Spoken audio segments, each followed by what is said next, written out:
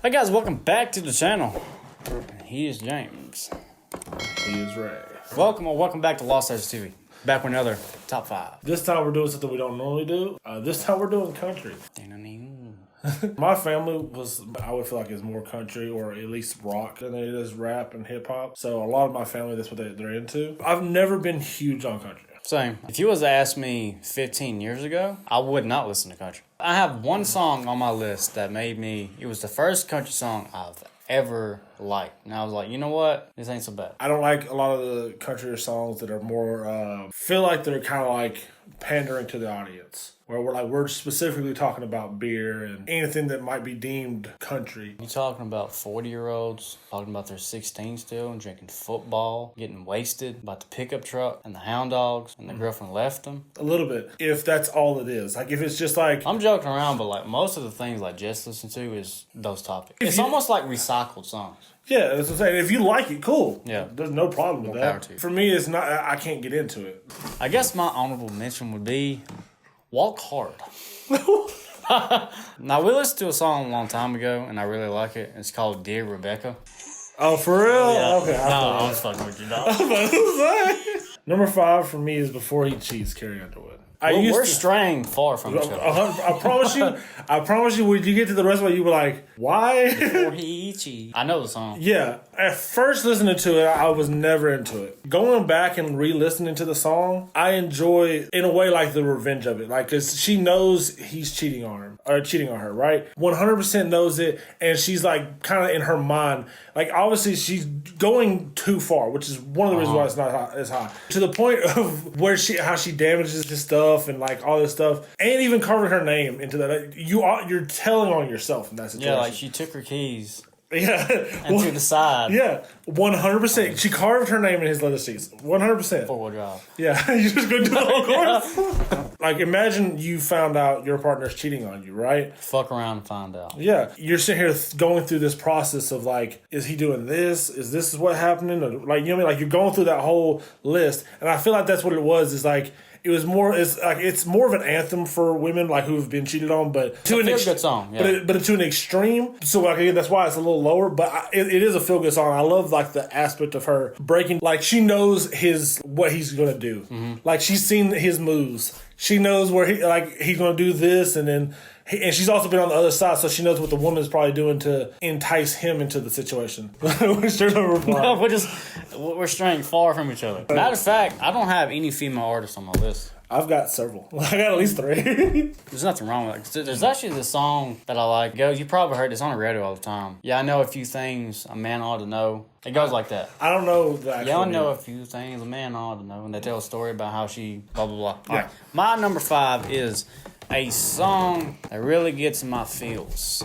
This is called Cover Me Up by Morgan Wallen. One of the reasons I like the song is when I first discovered it, I heard the original song, but I do like this version better. He just brings like a more modern feel to it, and it's like a sad acoustic song. And it tells the story of this guy who's in a very dark place. The music video is about this soldier who comes back and he has a drug problem, right? At the very end, he winds up dying from OD. But he's telling his woman he's sorry, he's done with it, and he's gonna love her for the rest of his days. He makes this remark: we ain't leaving this room until one of us needs medical help or the sunflowers bloom. Like, we're gonna sit in this room and we're gonna love each other till one of us is dead or something like that. It's a very sad song, but it's very relatable because this might be too much information. You know, I often question my position as a lover, a father. I sometimes go to dark places. Like anybody else does, right? So the song for me really kind of pulls me out of there sometimes. You know what I'm saying? I get that because I've never heard the song specifically. I feel like I could get. My number 4 is Nobody Knows But Me by Kevin Sharp. Literally just like a guy who's like... That's a great ass song. Yeah. He's heartbroken, right? Like, I'm glad she's gone. Like that classic, good riddance, get out of it. Every single day, it's getting worse and worse for him. Literally in the song, I'm missing you, but nobody knows that but me. Because he's keeping that shit inside. I'm familiar with the song, and you're right. That song never even crossed my mind. That's a great fucking song. Oh yeah, dude. Like I've listened to this song, like, and I've heard... You're talking about the country version. Yes.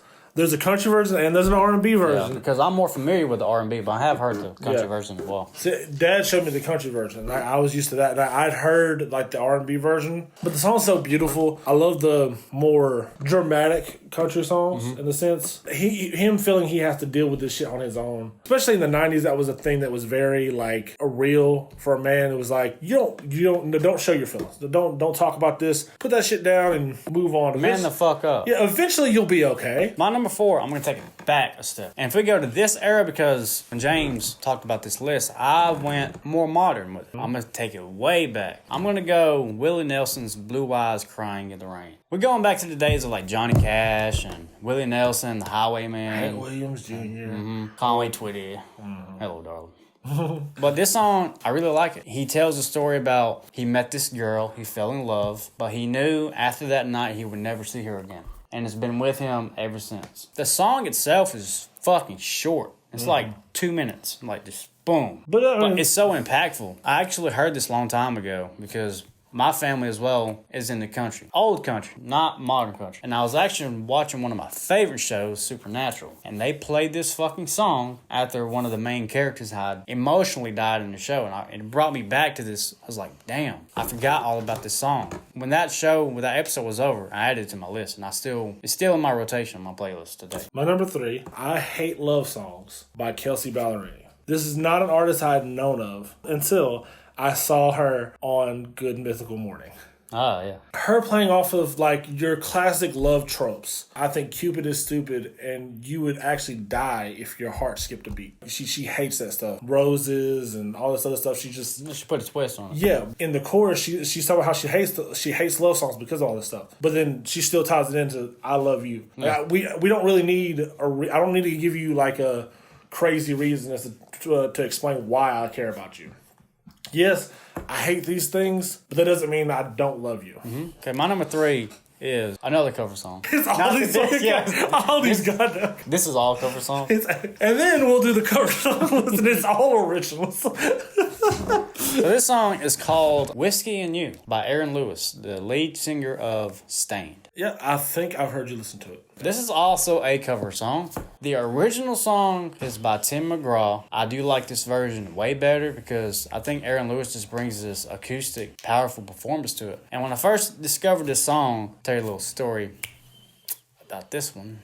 Negative Nancy here. James knows, I guess it was 2017. I had just split with a girl I had been with for 5 years. You know, it was a bad relationship. I should have got the fuck out earlier. Yeah. But my dumb ass was like, I have nothing. When you have that one person you cling to, that's the only highlight in your life. You're like, how can I leave? Yeah. But it's a dependency at that point. Yeah. But after, my balls dropped.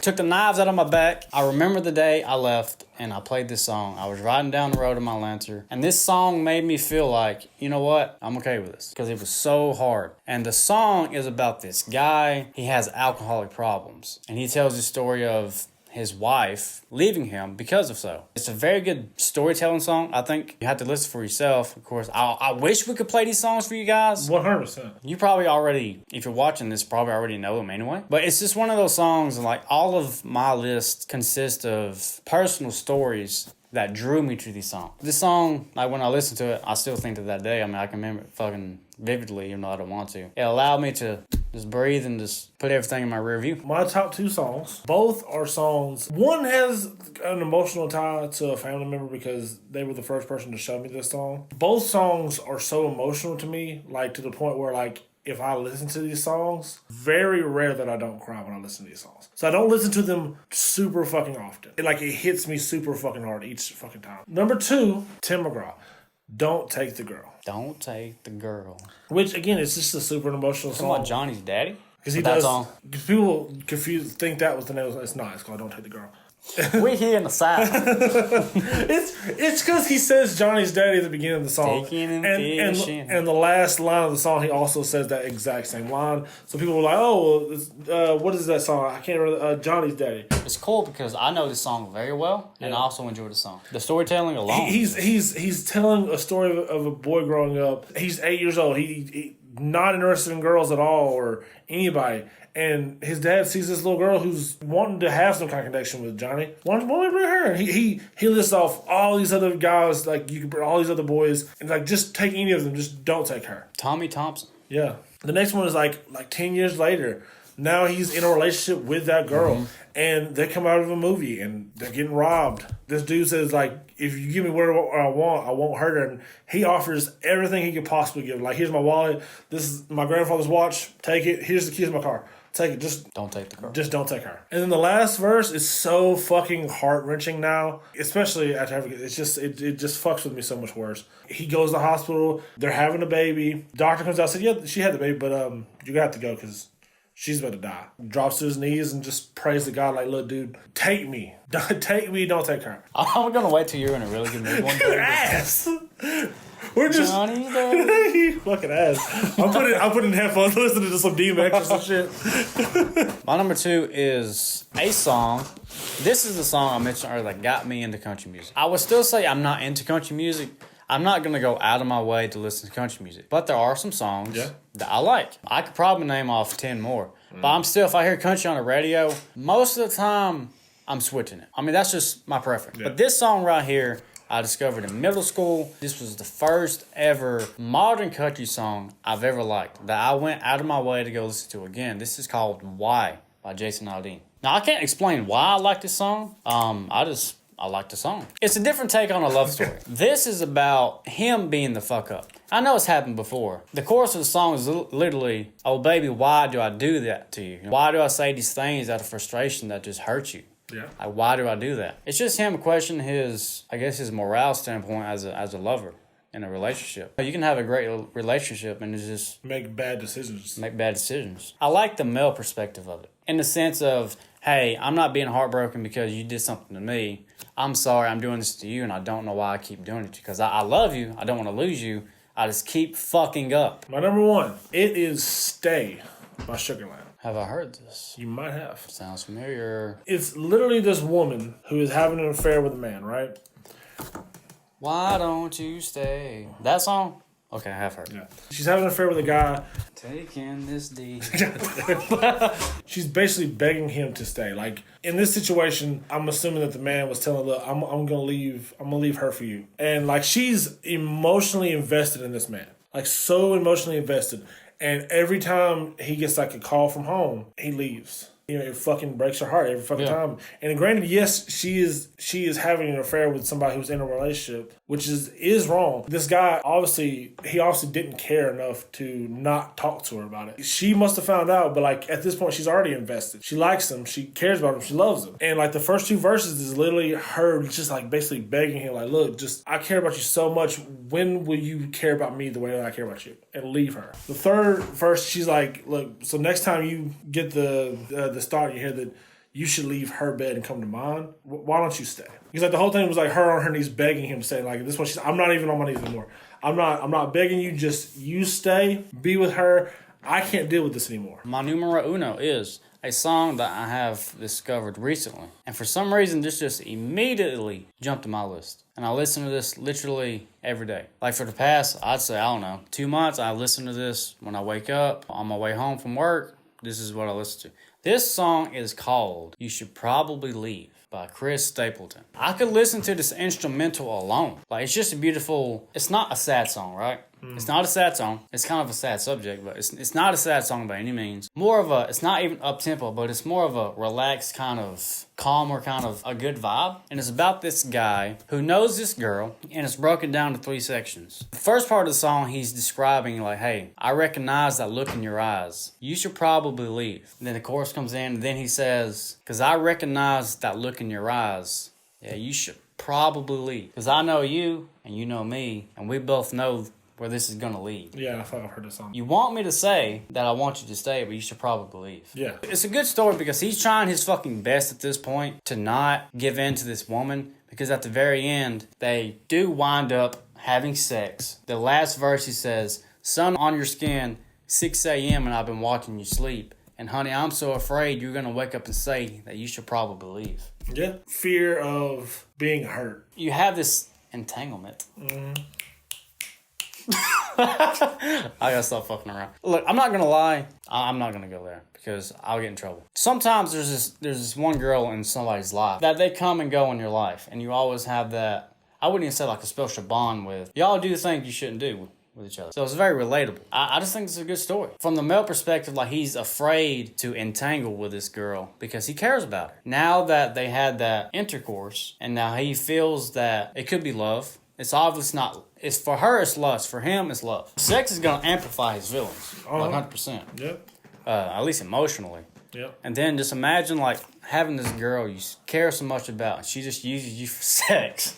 Yep. It's not funny, but and then she tells you, "Hey, you know what? Leave." And then the cycle repeats. You know what I'm saying? Yep. I just think it's everything about it: the lyrics, the storytelling, the way Chris sings the song, even down to the instrumental. I love this fucking song. That is our top 5, guys. Let us know what you thought. We're motherfuckers over to John Cena.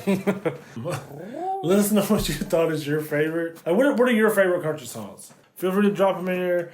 Have you listened to any of the ones we've mentioned? Do you like them or not? Please tell us why. Let's talk about it in the comments. We're all for it. Thank y'all for watching. Please like, comment, subscribe. We try to do stuff like this all the time. Thank y'all. Until next time. Deuces. Adios.